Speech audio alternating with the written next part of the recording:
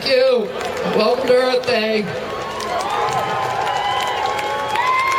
Now, in November of last year, Lord David Putnam gave a speech before Parliament when Parliament was debating a cap-and-trade system that is very similar to the ones that the Republicans sunk on Capitol Hill here yesterday. And Lord Putnam was addressing the concerns of people who said, well, this may hurt our economy. And he reminded Parliament that exactly 200 years before, the same body had debated the abolition of the slave trade. And at that time, many people in England said, we can't abolish slavery. Slavery is an abomination. It's a moral catastrophe that has to be destroyed.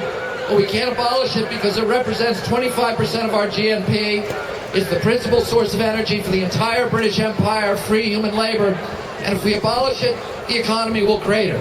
But after a year of debate, Parliament made the moral choice and abolished slavery outright, overnight. And instead of collapsing, the British economy exploded as thousands of entrepreneurs rushed into that space to create new forms of energy, mainly mechanical ones, in an era that we now know as the Industrial Revolution, which was the greatest epic in wealth creation in the history of mankind.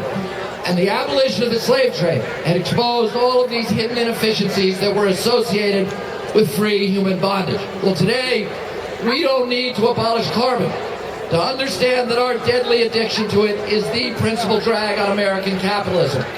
We are borrowing $1 billion a day in our country, mainly from nations that don't share our values, in order to import $1 billion of oil a day, again, largely from nations that don't share our values. We are funding both sides of the war against terror through our addiction to oil. We give every year to the oil industry, the richest industry in the history of mankind, $1.3 trillion in subsidies. We give $1 trillion in subsidies to the coal industry every year who are destroying through these free hidden subsidies all of the fisheries in our country. The National Academy of Sciences said big coal says it's clean, but the National Academy of Sciences says that every fish in America, every freshwater fish, now is contaminated with dangerous levels of mercury. We have acid rain, we have ozone and particulates that, according to EPA, kill 60,000 people a year, cause 1 million asthma attacks and 1 million lost workdays. These people on Capitol Hill and their phony think tanks and their phony tobacco scientists, which we call biostitutes, and the Heritage Foundation, the American Credit Enterprise Institute, and all of these indentured servants for the coal and the oil industry have said to the American people, we can't afford to get off of carbon. But the truth is, carbon is beggaring this nation, a nation that owned half the wealth on the face of the earth. When I was a little boy, we gave $750 billion a year to foreign countries in order to pay for our oil addiction. What we need in this country is a rational marketplace that does what a market is supposed to do, which is to reward good behavior, which is efficiency, and to punish bad behavior, which is inefficiency and waste. Right now, we have a marketplace in this country that has been rigged by the carbon industry to reward the dirtiest, filthiest, most poisonous, most destructive, most addictive fuels from hell, rather than the cheap, clean, green, abundant, wholesome, and safe fuels from heaven. Now, we're number 2 in the world in this country in geothermal industry, in geothermal potential. We are number 2 in solar potential in the United States. According to the Scientific American, we could power the entire nation based upon an area 75 miles by 75 miles in the most barren desert land in the desert Southwest. We're number 1 in wind potential, the Great Plains states of the Saudi Arabia of wind. And if we harness those instead, we could save ourselves from this deadly addiction to oil. We could save ourselves from wars that are costing this country $4.3 trillion, according to OMB, the Iraq War. Now, the Chinese already understand this, and the Chinese have committed to spending more on wind and solar over the next 5 years than they're spending on their entire military. The Chinese, the energy bill that was just destroyed by Lindsey Graham and the Republicans on Capitol Hill, that bill would increase our wind deployment in this country by 37% by 2020. The Chinese have already made a commitment to increase their solar production by 20,000% by 2020 and increase their wind production by 12 times. This is the arms race of the future. We are about to lose these industries that we have owned for so long, wind and solar and geothermal and all these other. The Chinese are already ahead of us with electric cars, with batteries, and now they're about to take wind and solar away from us. And all these people on Capitol Hill were saying, well, this is going to hurt us. They don't understand the worst thing that we can do for our national security is to continue this deadly addiction to oil.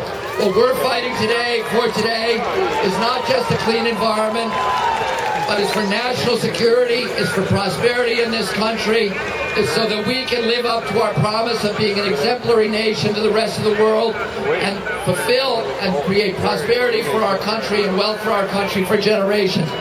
And to meet all of the expectations of our democracy and the legitimate expectations that our children have for us.